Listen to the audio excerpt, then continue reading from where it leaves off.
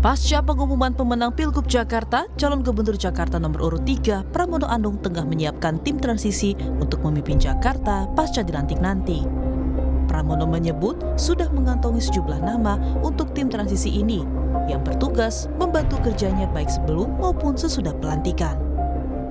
Namanya sudah ada, termasuk tadi kami juga berdiskusi dengan Pak Ketua DPRD, apapun dalam transisi pemerintahan itu perlu kebersamaan. Dan saya pribadi merasa nanti pada saatnya pasti akan segera kami perintah. Sama Pak Ahok atau beda? Yang jelas ini adalah tim yang bekerja untuk membantu sebelum gubernur menjabat dan dilantik. Itu aja tugasnya. Berarti ya? sebelum ya Pak ya? Ya. Sementara itu, Ketua DPRD DKI Jakarta, fraksi PKS Khoirudin yang bertemu dengan Pramono menyebut pertemuannya sebagai kerjasama untuk membangun komunikasi dan kolaborasi serta sinergitas antara eksekutif dengan legislatif demi kebaikan warga Jakarta. Komunikasi insya Allah semuanya buat kebaikan warga Jakarta. Kita siap kolaborasi, siap sinergi untuk kebaikan Jakarta. Kita meningkatkan kesejahteraan warga Jakarta. Sekitar itulah bagaimana menyelesaikan permasalahan Jakarta yang masih tersisa gitu ya. Insya Allah mudah-mudahan dengan sinergi ini ya kebaikannya buat seluruh warga Jakarta. Pramono Anung Rano Karno bakal merealisasikan sejumlah program dalam waktu 100 hari kerjanya setelah dilantik menjadi gubernur dan wakil gubernur Jakarta. Salah satunya mulai dari tuntaskan masalah kampung bayam, bank sampah hingga kartu Jakarta Pintar. Tim Liputan Kompas TV.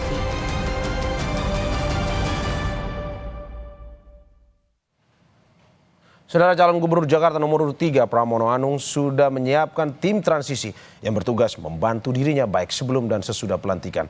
Lalu siapa saja yang masuk dalam tim transisi Pramono Rano? Apa saja program kerja yang akan digeber di 100 hari pertama? Dan bagaimana dengan pihak oposisi untuk mengkritisi program Pram Rano? Kita bahas bersama sejumlah narasumber. Ada yang hadir di studio, ada pengamat politik sekaligus Direktur Trias Politika Agung Baskoro. Selamat pagi Mas Agung. Pagi Mas Rio. Terima kasih Mas sudah hadir di studio pagi ini. Dan melalui sambungan Zoom, juru bicara Pramono Anung, Rano Karno, Ciko Hakim. Selamat pagi Bang Ciko. Bang Mario, Pak Sarudin, Om Agung. Ya, selamat pagi Bang. Kelihatannya gambarnya masih terganggu dengan sinyalnya, tetapi kita mendengar suaranya. Dan juga Ketua DPRD Jakarta dari fraksi PKS, Khoirudin. Selamat pagi Pak Khoirudin. Selamat pagi, Assalamualaikum warahmatullahi wabarakatuh. Salam warahmatullahi wabarakatuh. Terima kasih Bapak-Bapak sudah hadir bersama di Sapa Indonesia Pagi pada pagi hari ini. Bang, ini terkait dengan ini Mas. Ya. Tim transisi Pram Rano ini sudah digeber di hari pertama, katanya mau kerja cepat untuk Jakarta. Betul. Saya ke Bang Ciko duluan ya karena ini lagi kasmaran. Seru. Bang Ciko, selamat pagi Bang. Bang, ini tim transisi yang akan ini rencananya dari yang keluar dari mulut Pak Pram ini, apakah benar katanya mengajak Anies dan Ahok mantan gubernur Jakarta sebelumnya? Yang pasti Pak Pramono Anung dan Pak Rano Karno, gubernur dan wakil gubernur terpilih, akan mengajak seluruh elemen masyarakat, baik itu di akar rumput maupun elit politik, maupun partai politik, civil society, LSM, NGO, dan sebagainya, semua yang sebagai stakeholder di kota yang kita cintai ini akan diajak untuk bersama-sama memikirkan kota, bersama-sama berjuang untuk mensejahterakan rakyat, memajukan kota ini. Itu yang pasti. Yang kedua, tentu Pak Ahok maupun Pak Anies yang juga aktif dalam kampanye kita kemarin, turut membantu pemenangan Mas Pram dan Bang Dul. Mereka punya titipan-titipan dalam tanda kutip program yang tentunya adalah program-program yang berhasil ketika keduanya pernah memimpin Jakarta, dan mereka berharap untuk bisa diteruskan. Dan Mas Pram dan Bang Dul sudah sepakat, dan rasa-rasanya juga memang rakyat menunggu-nunggu banyak program dari kedua mantan gubernur ini yang terhenti, yang kemudian harusnya dilakukan, dan ini akan sangat membantu untuk meningkatkan kesejahteraan masyarakat. Itu yang pertama. Bang, itu yang abang sebutkan kan elemen-elemennya, tapi yang kita tanyakan spesifik namanya. Berarti confirm ya, Pak Anies dan Pak Ahok? Mario, sampai hari ini seperti disampaikan oleh Mas Pram bahwa nama-nama yang akan berada di tim transisi sudah ada di kantong. Tapi Sudah kan di itu di kantong. kantong Mas Pram. Jadi artinya kami-kami semua, walaupun orang-orang yang di sekeliling beliau maupun tim sampai hari ini juga belum tahu. Dan kita tahu sosok Mas Pramono Anung adalah sosok yang tertib administrasi dan sangat prudent. Artinya rasa-rasanya beliau akan menunggu sampai KPU melakukan penetapan di awal bulan Januari ini dan setelah itu baru kemudian diumumkan. Katanya Bang Ciko, ini walaupun di kantong tapi sudah ada yang mengintip, katanya ada nama oposisi di situ. Oposisi itu maksudnya apa? Yang Kalau kemarin- bagi Mas Pram dan Bang Yang tadinya Dul, tidak mendukung Mas Pram di pertarungan. Tapi sejak awal Mas Pram dan Bang Dul sudah berkomitmen. Bahkan ketika masa kampanye sudah sering menyampaikan bahwa bila beliau yang terpilih, semua akan diajak dan tidak ada lagi 01, 02, 03 itu sudah kita lupakan, itu sudah masa lampau. Yang ada adalah sesama warga Jakarta, sesama partai politik yang saling bermitra dan kemudian harus bahu-membahu untuk membangun kota kita bersama. Jadi siapapun ada nama-nama di situ nantinya tentunya itu tidak lagi menjadi pertimbangan apakah kemarin mendukung atau tidak. Oke, saya ke Pak Khoirudin. Pak Khoirudin, Bang Ciko ini masih terus menyimpan namanya, walaupun kadang kita tahu bahwa sebenarnya udah diintip sama Bang Ciko ini sebenarnya. Tapi kalau dari PKS sendiri, Bang Khoirudin, kan kemarin katanya Mas Pram bertemu langsung dengan Pak Khoirudin. Apakah sebenarnya PKS ini akhirnya jatuh hati ke Pak Pram Rano dan akhirnya mendukung di tim transisi ini atau bagaimana? Iya, kemarin kami bertemu dengan gubernur terpilih yang segera akan diumumkan dan dilantik nantinya. Ya. Sebuah pertemuan yang sangat penuh dengan silaturahim, penuh keakraban, ya. Dan saya dari PKS siap karena ketua DPR adalah pejabat publik di tingkat provinsi, maka kami akan mendukung, akan bersama-sama kolaborasi dengan gubernur terpilih untuk membangun Jakarta demi kebaikan warga Jakarta. Oke, berarti ini Jadi statement tidak ada resmi istilah oposisi. mendukung akhirnya ya? Keluar dari Ya. Kimples atau gimana maksudnya? Tidak.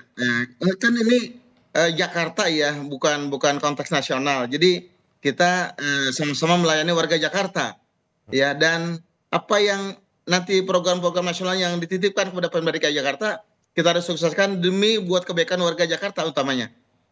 Oke, berarti apakah Pak Khoirudin ini sebenarnya sudah dikomunikasikan bersama rekan-rekan di Kimples terkait dengan sikap dari PKS sendiri untuk mendukung Pram Rano atau bagaimana? Belum sampai sejauh itu. Tapi kan faktanya bahwa Mas Pram dan Bang Dul adalah pemenang Jakarta. Ya. Demi kepentingan warga Jakarta ya sebaiknya kita bersama-sama bangun Jakarta demi warga Jakarta, demi kesejahteraan warga Jakarta. Oke, berarti kita bisa confirm adalah bahwa pertemuan kemarin bersama Mas Pram dengan Pak Khoirudin ini untuk membahas salah satunya berasal dari PKS sendiri, nama-nama tim transisi ini ya? Kami tidak membahas itu. Yang kami bahas adalah bahwa Jakarta akan menjadi DKJ dan sesuai dengan pasal Undang-Undang 2 2024 ada banyak permasalahan pusat yang diserahkan ke Jakarta dan kita harus siap-siap. Waktunya tinggal 1 tahun 3 bulan lagi. Ya, jadi kerja cepat ya Pak Khoirudin untuk pada betul. akhirnya saling membantu ya. Saya Ya, ke betul. Mas Agung, Ya. ini rame soal transisi. Ini pentingkah sebenarnya transisi bagi seorang gubernur dan wakil gubernur baru atau gubernur dan wakil gubernur terpilih? Ya, menurut saya perlu ya Mas ya, karena secara politis ini menegaskan gengsi Jakarta sebagai pusat segala aktivitas di negara kita, ekonomi, politik, sosial seperti itu. Jadi dengan adanya tim transisi ini setidaknya marwah Jakarta sebagai daerah khusus itu memang terjaga. Yang kedua, secara sosiologis ini juga mengirimkan pesan positif kepada publik Jakarta bahwa Pram Rano itu siap memimpin, siap memberikan kontribusi terbaiknya, dan saya kira ini sinyal positif yang menurut saya pasar juga akan sangat mendukung ya. Nah, secara yuridis ini juga bukan hal yang baru karena di masa Anies saat menjadi gubernur sebelum dilantik bersama Sandi, dia membuat tim transisi juga. Ya. Dan ini mengingatkan kita flashback kepada Pak Jokowi di masa 2014 ya. Ya. Artinya memang ya tadi kelas Jakarta memang kelasnya nasional seperti itu punya reputasi yang besar dan perlu dijaga. Nah, di luar itu semua tugasnya apa sih? Ini kan yang menjadi pertanyaan. Selain soal harus ada koordinasi ataupun komunikasi dan sinkronisasi dengan gubernur-gubernur sebelumnya, ada kemudian 2 kali pejabat gubernur yang memimpin Pak Heru Budi sama Pak Teguh Setiabudi ya, dan itu perlu dikoordinasikan sebelum Dewan Aglomerasi terbentuk.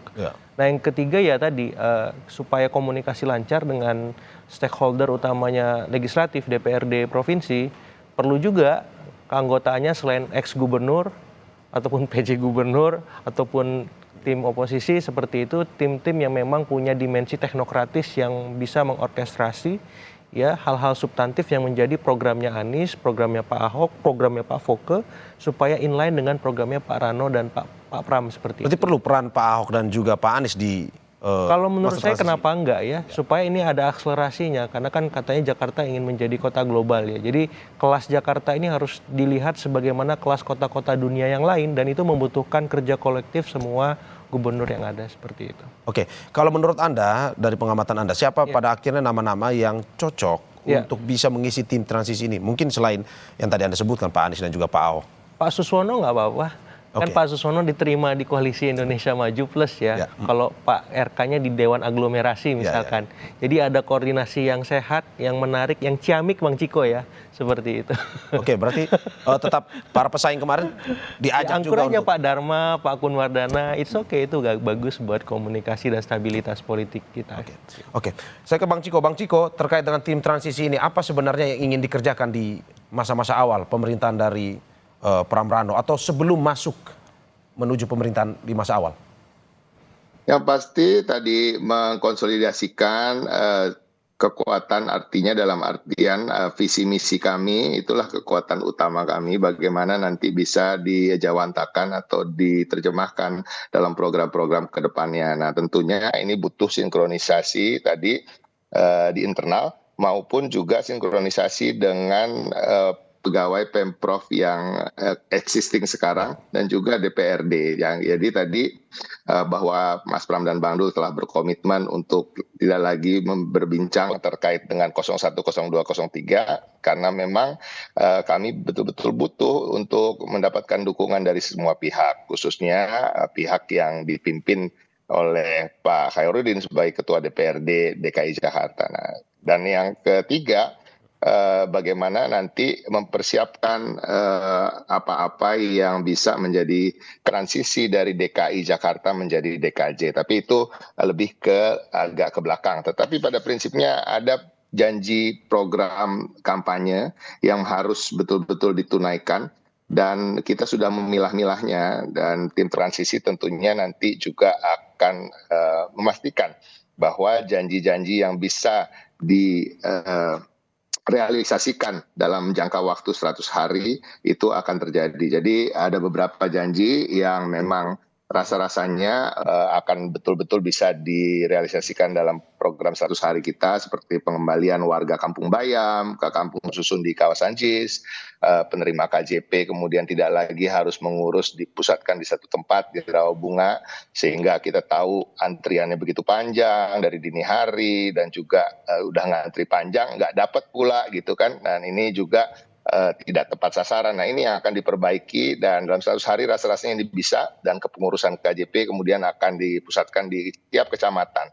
Nah, kita juga mempersiapkan program sarapan pagi gratis, makan pagi gratis untuk mengkomplementari program makan siang gratisnya pemerintah pusat, sehingga masyarakat Jakarta tentunya SDM-nya juga, pembangunan SDM khususnya anak-anak bisa lebih baik ke depannya.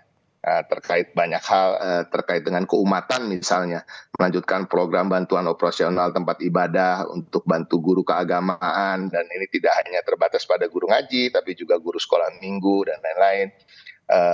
Transportasi kita akan menggratiskan 15 golongan, bukan hanya untuk naik Transjakarta atau busway tapi juga MRT dan LRT.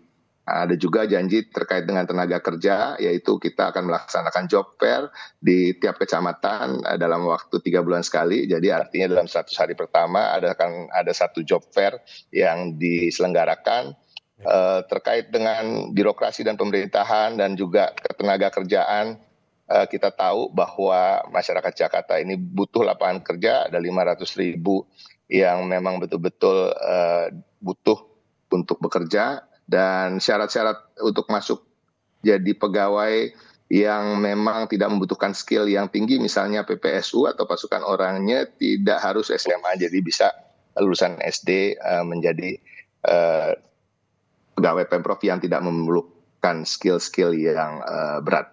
Nah, terkait dengan sampah, tentunya ada penyediaan bank sampah di tiap RT untuk pemilahan sejak rumah tangga, dan itu juga bisa menjadikan penghasilan tambahan bagi warga. Nah, masih banyak, bisa ada beberapa hal lagi yang tentunya nanti akan digodok dan diupayakan maksimal untuk bisa dituntaskan dalam 100 hari pertama.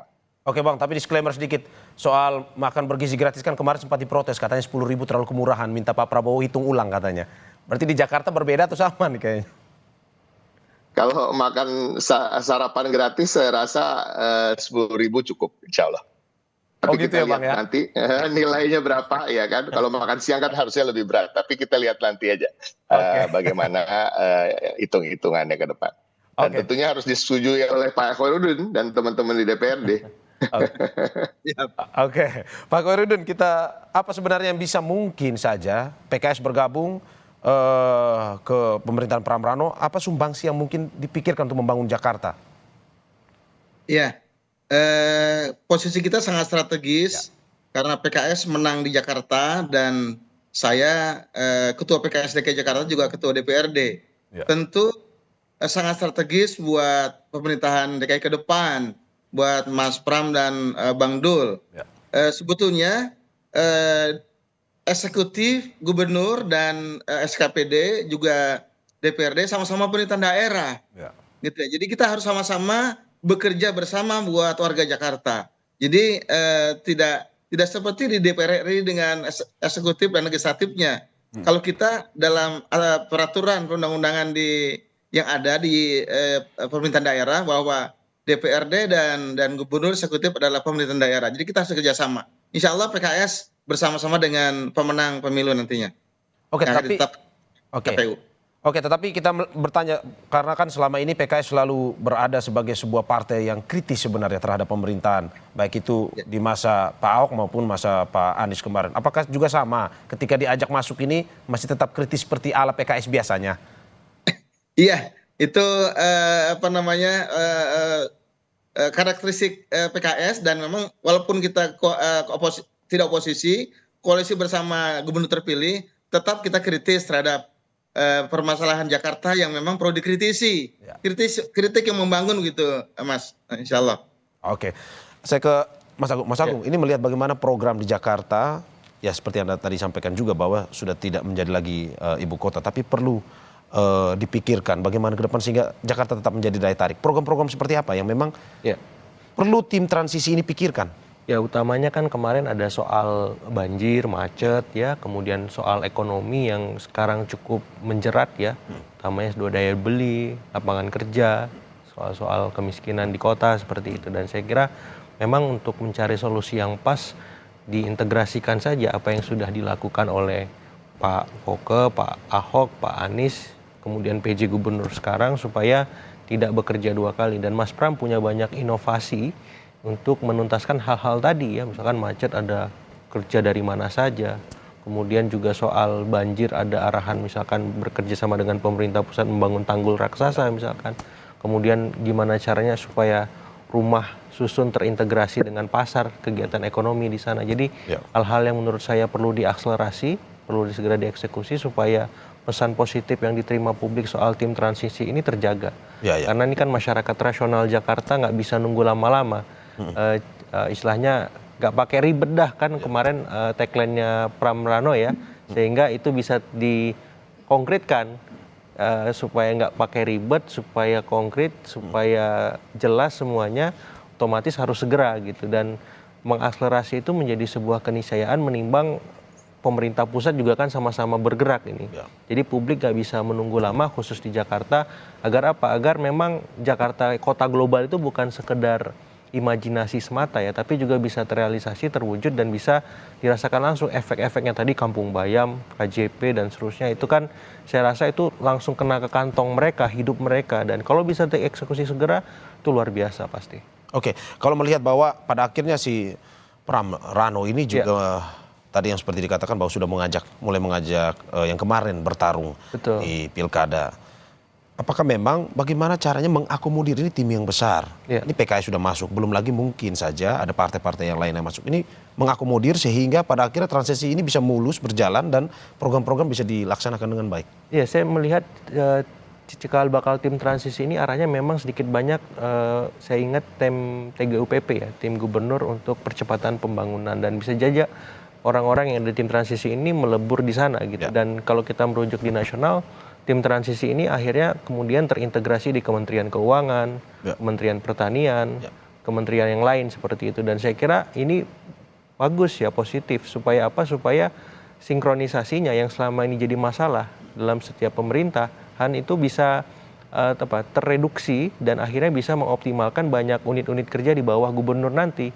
Dan TGUPP waktu di masa Mas Anies itu saya lihat bahkan menerbitkan sebuah buku ya, blueprint, yang itu bisa menjadi masukan buat tim berikutnya ketika membantu Pram Rano supaya gubernur dan wakil gubernur Pram Rano ini bisa bekerja dengan maksimal, karena Dewan Aglomerasi akan segera terwujud nih bentuknya, dan itu akan mengintegrasikan kawasan ya Jabodetabek, Jur sampai Cianjur. Nah, Jakarta punya peran yang cukup sentral untuk memastikan bahwa koordinasi, komunikasi, sinkronisasi, dan hal-hal yang fundamental agar Jakarta itu tidak terhambat dengan pembangunan di provinsi lain tidak terjadi seperti itu, Mas. Oke, ini saya ada pertanyaan menarik bahwa ini terkait dengan Pram Rano. Sebenarnya tim transisi ini dibuat untuk memuluskan pekerjaan dari gubernur sebelumnya ke gubernur yang terpilih, ataukah mungkin sebenarnya menjadi transisi antara gubernur saat ini dengan pemerintah pusat yang oposisi juga didukung oleh Kim Plus, yang juga kita tahu bahwa bertarung bersama Pram Rano kemarin di Pilkada. Kita ke Bang Ciko, tetapi usai jeda berikut. Oke.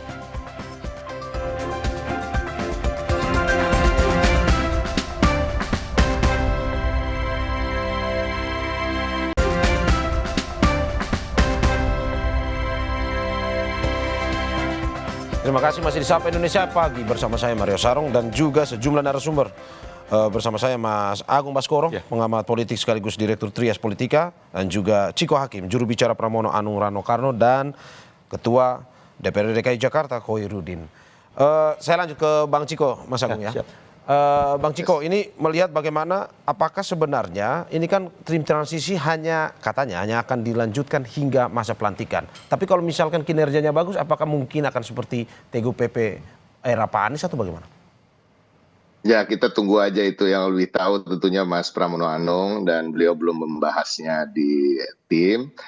Tapi pada prinsipnya tentunya tim transisi ini nantinya juga akan melakukan sinkronisasi yang intens dengan para pegawai di lingkungan Pemprov, khususnya di balai kota. Jadi prinsipnya mungkin saja akan ada yang kemudian dilanjutkan kemudian menjadi tim di internal gubernur maupun wakil gubernur. Jadi segala halnya pastinya mungkin. Oke, saya ke Pak Khoirudin. Pak Khoirudin, bagaimana misalnya pada akhirnya PKS terus diajak nih, dalam arti tidak hanya tim transisi, tidak hanya sebagai penetapan awal lah untuk membangun program-program, tapi juga ikut mengawasi program tersebut, membangun program tersebut. Apakah PKS ini siap untuk bersama Pram Rano ke depan? Iya, karena pejabat publik kita ini DPRD ya, sebagai sebuah institusi pemerintahan daerah, kita mau tidak mau harus bersama-sama dengan gubernur terpilih. Ya, apalagi kita akan mengawasi apakah program-program yang akan dibuat oleh tim transisi ya RPJPMD, Rencana Pembangunan Jangka Menengah Daerah ini sesuai atau tidak dengan RPJP daerah. Kita akan kawal itu. Jadi PKS sebagai partai pemenang di Jakarta yang diamanahkan oleh warga Jakarta harus mengawal itu semua. Jadi harus kita kontrol agar kepentingan warga Jakarta bisa kita pastikan terus berada pada tracknya. Jadi PKS terus bersama-sama dengan gubernur terpilih, walaupun demikian tetap kritis kita ya untuk bisa memastikan bahwa semua program berjalan sesuai dengan target yang telah ditetapkan. Oke. Gitu, Mas. Oke, tapi kita melihat bahwa akan ada perubahan yang sudah tidak lagi menjadi ibu kota. Apakah akan ada program-program besar atau pembahasan-pembahasan yang penting nantinya akan dibahas terkait dengan daerah khusus Jakarta ini? Iya, betul, betul, Mas Mario. Ya. Bahwa seiring dengan adanya Undang-Undang Nomor 2 Tahun 2024, Pasal 20, di sana sebutkan ada 15 urusan pusat yang akan diserahkan ke Jakarta. Ya. Dan waktu yang diberikan oleh undang-undang tersebut adalah 2 tahun. Sekarang sudah hampir 1 tahun. Jadi saya mengingatkan kepada gubernur terpilih agar bersiap-siap kita bersama-sama menyiapkan tim transisi Jakarta menjadi daerah khusus Jakarta, tidak lagi ibu kota. 15 urusan pusat yang diserahkan ini apa sudah kita siapkan? Regulasinya, anggarannya, ya pergubnya, perdanya. Jadi ini banyak pekerjaan berat yang harus kita siapkan untuk membuat Jakarta baru, Jakarta sebagai kota bisnis dan kota global. Begitu, Mas. Sangat banyak. Oke. Apa saja yang menjadi urgennya, Pak? Yang paling penting dari 15 poin tersebut? Di antaranya urusan kelautan, ya, urusan pendidikan. Urusan kelautan ini penting, Mas, karena memang kita ada pesisir utara, Pulau Seribu, wilayah geografi kita yang sangat strategis. Dan kalau kita kembangkan dengan benar, maka dia sumber PAD yang sangat menjanjikan. Kita bandingkan dengan Maladewa, Maldives yang lebih kecil ketimbang Pulau Seribu, bisa menghidupi satu negara gitu ya. Dan kita belum mengembangkan Pulau Seribu. Dan ini sudah kita putuskan dalam Perda RT/RW, dalam RPJPD. Dan kita sudah menetapkan bahwa 12 mil laut pesisir utara adalah hak pengelolanya oleh Jakarta. Dan ini harus kita manfaatkan. Nah, gubernur yang terpilih, ayo bersama-sama kita segera running, ya, memanfaatkan peluang PAD kita agar bisa mendapatkan PAD yang signifikan.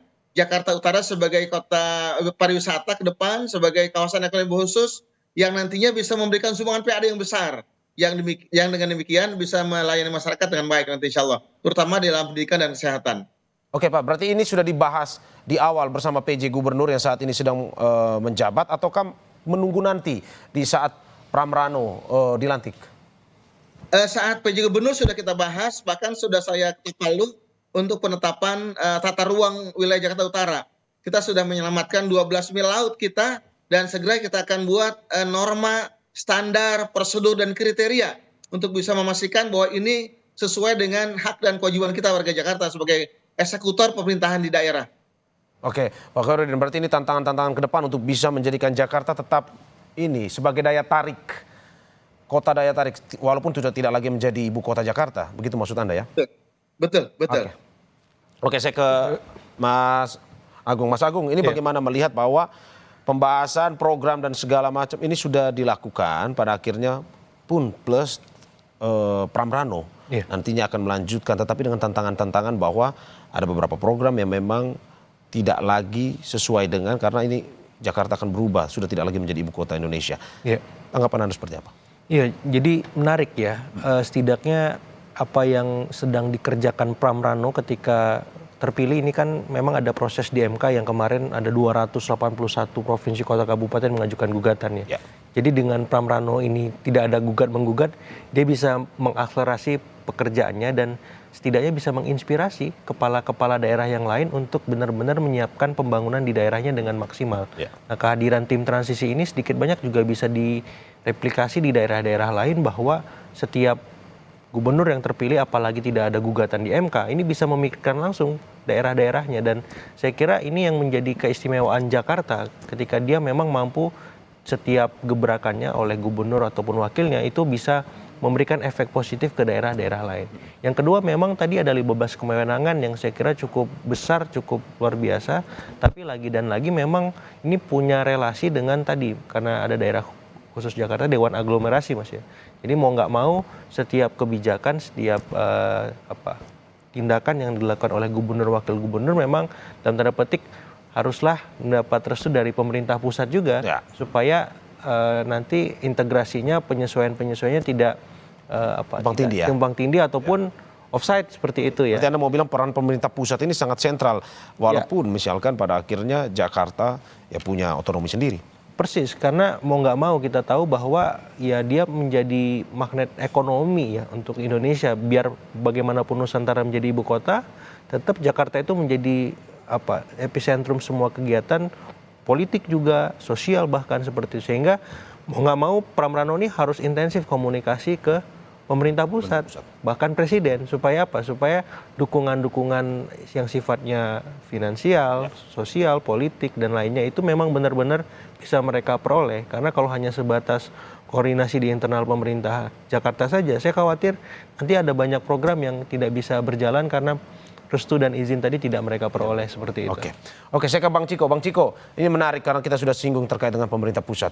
Bagaimana Anda melihat bahwa sebenarnya ada anggapan tim transisi ini bukan saja hanya untuk memuluskan pemerintahan lama, gubernur lama ke gubernur baru, tapi juga memuluskan komunikasi antara gubernur baru dengan pemerintah pusat.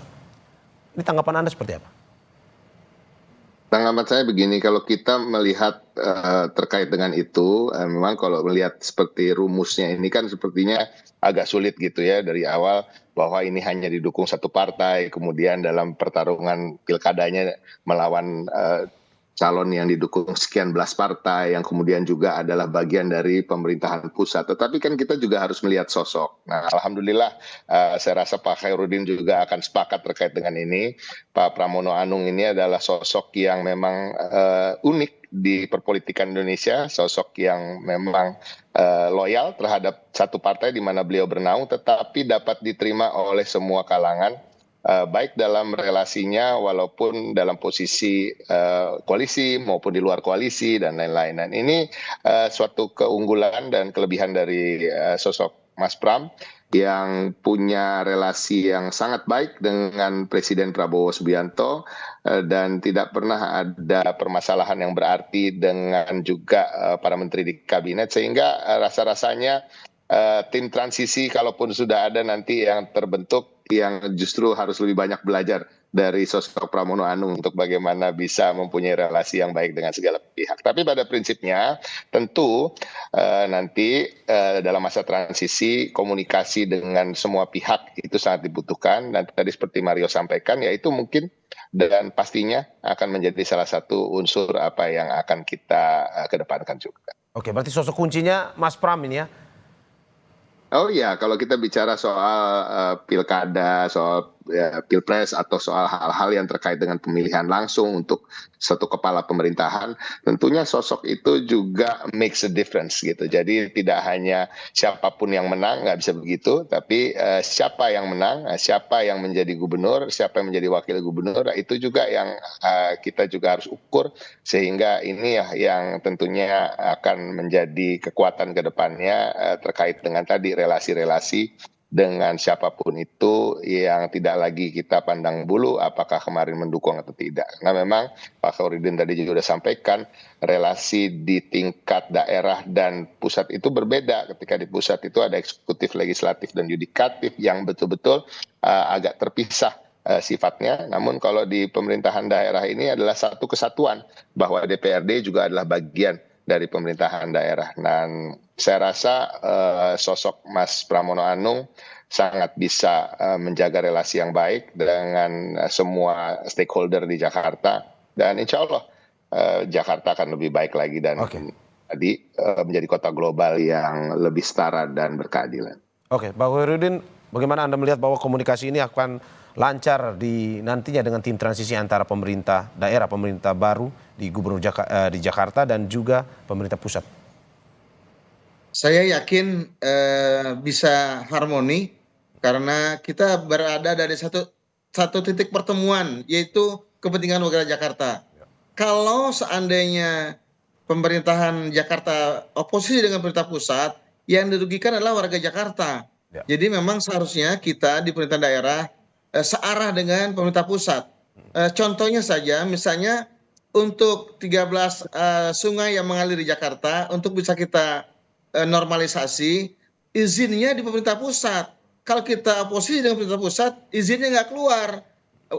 kita punya sumber daya, punya anggaran, punya alat beratnya, tidak bisa digunakan. Jadi tidak boleh oposisi, harus bersama-sama dengan pemerintah pusat buat kepentingan warga Jakarta. Jadi kita bertemu dalam satu titik yang sama, yaitu kepentingan masyarakat Jakarta, bukan kepentingan kelompok. Oke, terakhir saya ke Mas Agung. Mas Agung, ini melihat bahwa ini tim transisi juga dibuat pada akhirnya untuk memuluskan komunikasi antara pemerintah Pram Rano nanti dan juga pemerintah pusat karena memang saling berkaitan. Bagaimana Anda melihat bahwa sosok Pram menjadi kunci nantinya? Iya, Mas Pram ini diterima semua ya, baik lawan maupun kawan. Tadi Bang Ciko juga sempat menyebutkan. Hanya saja nanti keluasan, kehandalan beliau sebagai political communicator ataupun bridging politik yang menjembatani semua lawan maupun kawan tadi akan diuji ketika memasuki fase 2027-2028 Ya. menjelang tahun politik pemilu kita. Karena Gubernur Jakarta ini minimal memegang tiket capres, Mas. Oh gitu ya. Maksimal ini kita sudah menjadi berpikir jauh ke presiden, 2029 seperti ya. itu. Secara langsung ataupun tidak.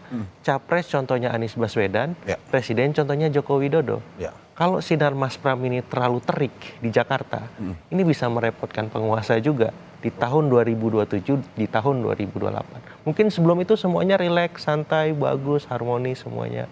Ya, tapi ini politik gitu. Ya. Apalagi ini Jakarta kita bahas. Nah, itu bagaimana mengkomunikasikan di situ Mas Pram diuji. Keluasannya, kehandalan, janjinya untuk setelah satu periode pamit, di situ diuji. Kita lihat apakah benar-benar begitu atau jangan-jangan Anies Pram terwujud misalkan 2029 atau Pram Anies misalkan. Nah, itu kita kan nggak tahu. Oke, ini saya lihat Bang Ciko udah senyum-senyum pengen menambahkan tapi sayangnya waktunya sudah habis. Bang Ciko, jadi kita harus akhiri dialog hari ini. Tapi terima kasih Bapak-Bapak atas apa yang disampaikan. Semoga memang bisa memberikan masukan. Betul. Juga untuk membangun Jakarta. Pada akhirnya bisa sesuai dengan program-program yang dijanjikan. Terima kasih pengamat politik sekaligus Direktur Trias Politika Agung Baskoro. Sama-sama. Bersama Zoom, juru bicara Pramono Anung Rano Karno, Ciko Hakim, dan juga Ketua DPRD DKI Jakarta Koirudin. Terima kasih Bapak-Bapak, sehat selalu.